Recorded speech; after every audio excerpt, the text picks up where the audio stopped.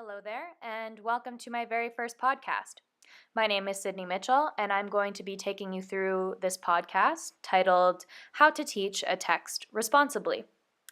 What you just heard was a song called Electric Powwow Drum by a band called A Tribe Called Red.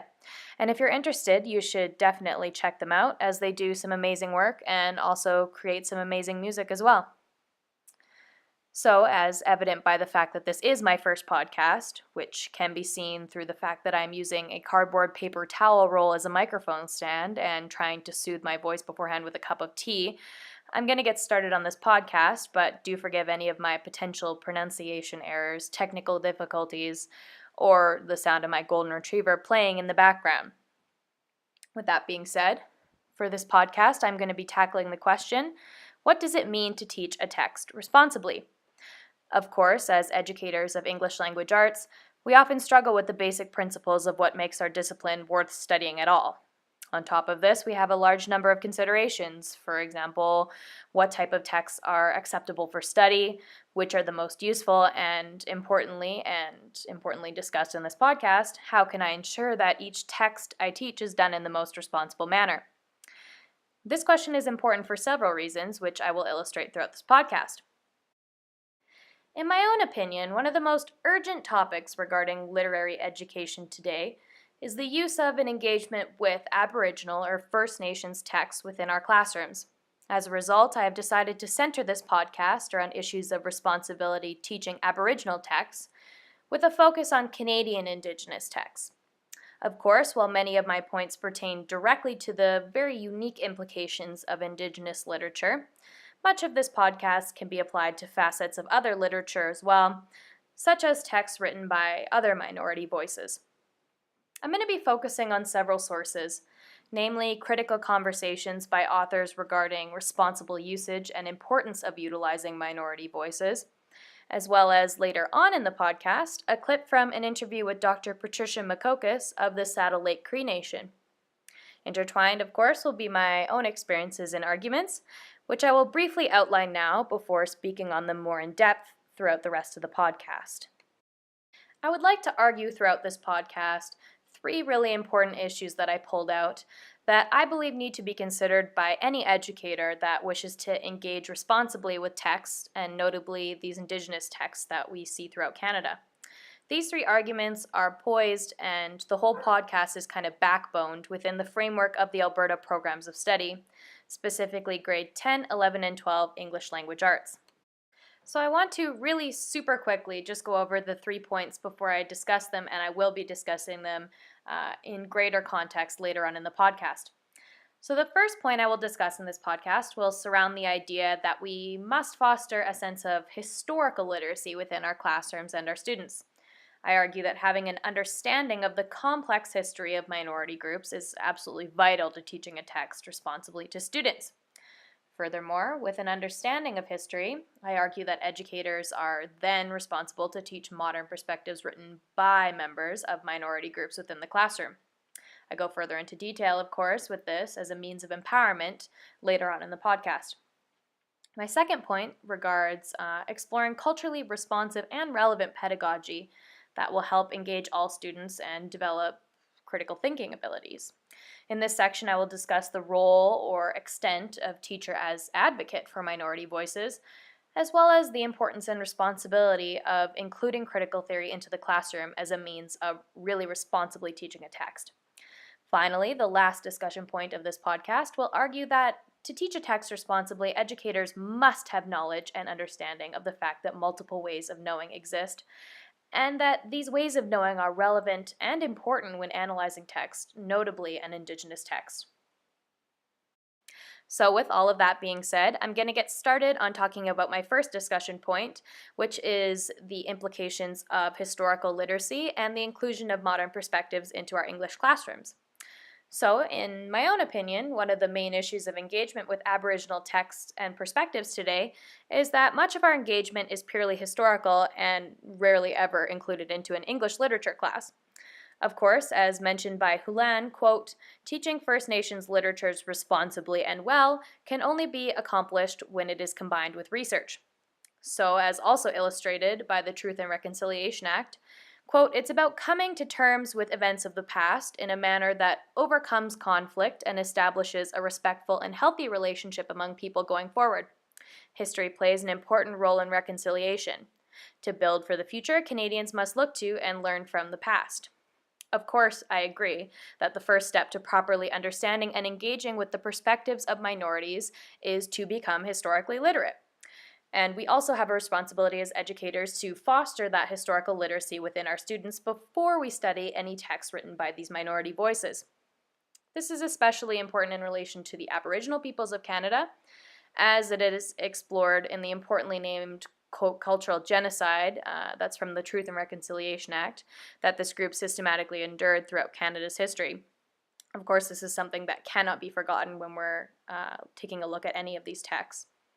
Once, however, we have that understanding of the complex truth of Aboriginal history, I think it is really important to engage with then modern texts and perspectives to further this reconciliation and understanding of perspectives in literature.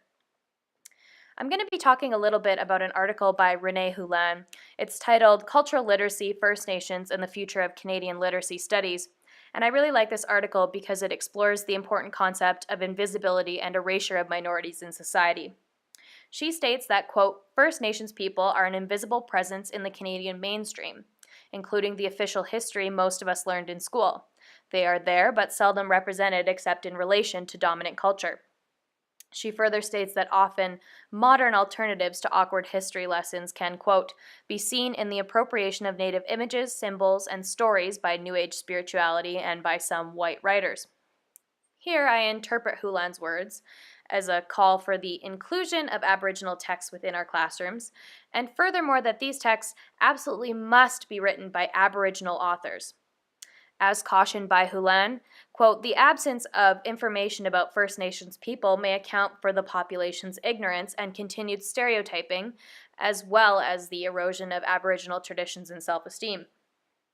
So in my own experiences, Aboriginal cultures and perspectives in an educational sense have almost always been treated as a type of historical relic. The words and texts of Indigenous authors and white authors representing Indigenous peoples have kind of been presented as remnants of a dying culture and identity that's eventually going to go away. Of course, Aboriginal cultures and perspectives continue to flourish today, and I strongly believe that engaging with both historical and modern Aboriginal voices is an important aspect of teaching a text responsibly, as it gives context for material and it allows for students' stereotypes to be broken and challenged. I'm now going to move on, as I think that's a good segue into exploring my next point, which is about how exploring culturally responsive and relevant pedagogy can help engage all students and also help develop their critical thinking abilities. I'm also going to touch a little bit about teachers as advocates for minority texts and the extent that teachers need to be advocates.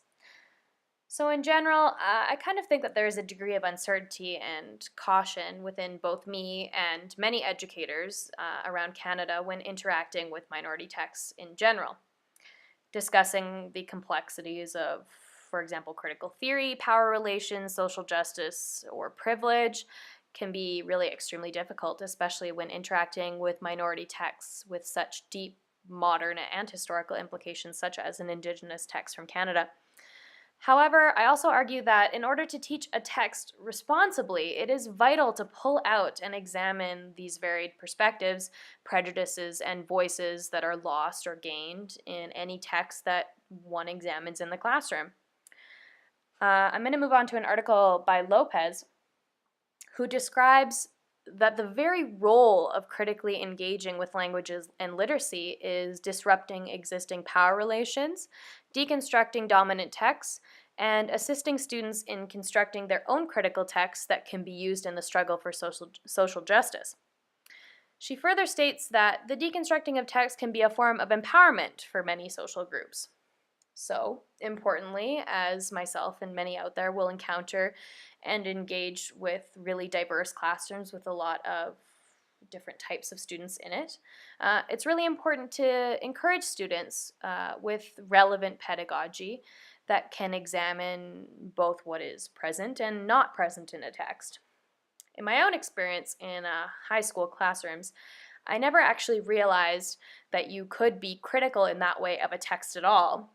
So to me, studying English in high school was kind of about the perspective of an author sitting up on top of a pedestal, and all of us in the class were trying to climb the pedestal to understand the author's meaning, that type of thing.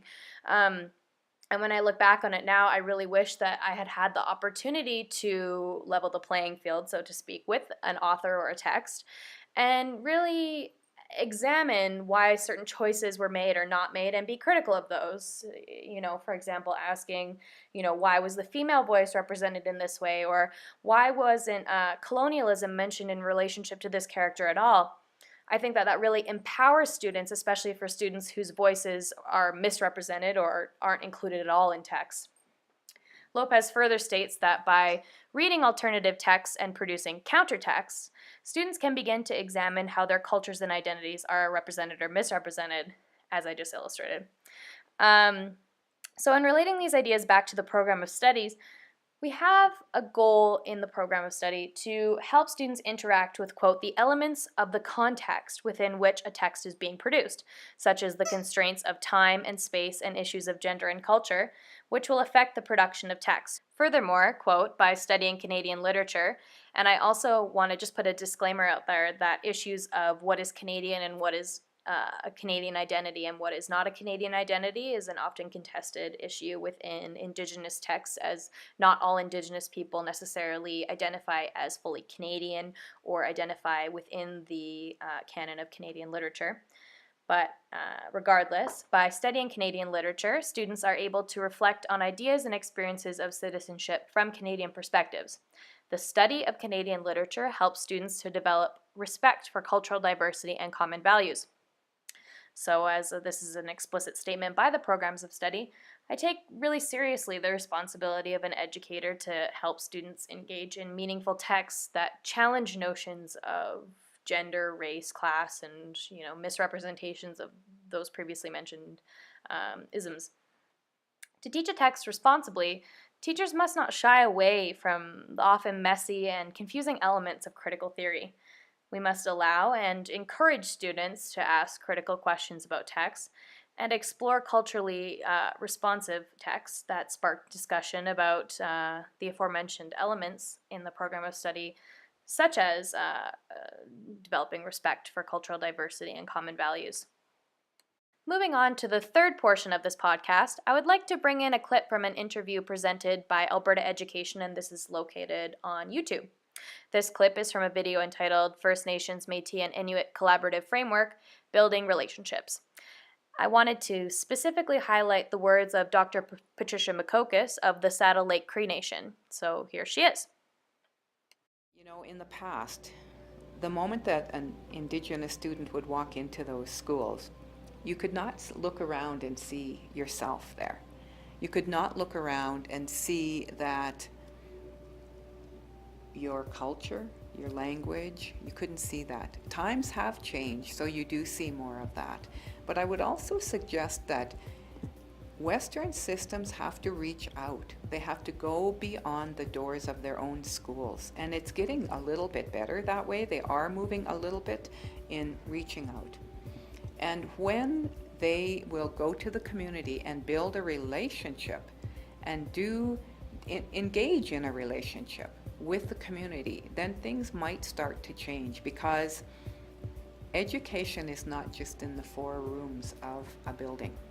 It's on the land, it's spiritual, it's our interconnectedness to everything, to the plants, the animals, all of this. So, when we're trained in those Western constructs, we're trained within that system that says often that school is in that building. And as a result of that, we expect children to come to this building. And I think sometimes we have to look at changing that and invite the system, the school, to come to the community. I think that Dr. Makokis brings two very important points relevant to the goal of teaching Indigenous texts responsibly.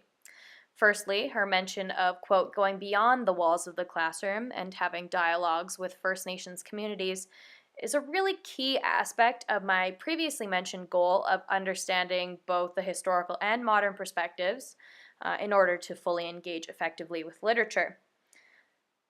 Secondly, Dr. Makokis talks about something that I call multiple ways of knowing. And for our purposes, I just interpret this as having, and by our purposes, I mean the purposes of English language arts. I interpret it as having different ways of interpreting and creating literary texts. This is especially important in relationship to minority groups and, of course, notably to Indigenous groups within Canada. As Dr. Makokis illustrates, we are often trained in, quote, Western constructs of dealing with and assessing education. However, as she points out, there are various ways of knowing, and I thought that her really insightful example was that of nature or land knowledge. Knowledge on and of the land, as well as the spiritual knowledge, as she mentions, can be seen as a different form of understanding and interpreting the world around us, and thus interpreting a literary text, of course. To me, it's really clear that in order to fully understand and teach responsibly Indigenous texts, one must, of course, have and foster in students the knowledge of these varied forms of literacy and how they may manifest within a text. In terms of the program of study, we are told that oral language is the foundation of literacy. Indeed, oral storytelling and oral spirituality is also a major component of many Indigenous peoples' ways of knowing, and this is recognized in the program of study, though not directly linked to Indigenous knowledge. In my own opinion, if we're talking about comparisons between Westernized literature and Indigenous literature, we can take a look at really large elements of just basic construction of story and see that just the way that plot lines are even set up, beginning, middle, and end, these things are completely different in Indigenous texts, and to not be aware of that when teaching a text would be irresponsible in my mind. Another important quote from the program of study states that the Senior High School English Language Arts program highlights 6 language arts: listening, speaking, reading, writing, viewing, and representing. In the past, and in my own study of Indigenous ways of knowing last semester, I found it useful to separate literacies in terms of academic literacies and alternative literacies. For academic literacies, I defined as basic reading and writing abilities, notably in a purely academic context. Alternative literacies, such as mentioned speaking, listening, viewing, and representing, can represent some of the various ways of knowing that are found in Indigenous culture, though of course not all. The inclusion of these aspects of alternative literacies into the program of study should help educators begin to understand and foster notions of alternative literacies within their classrooms.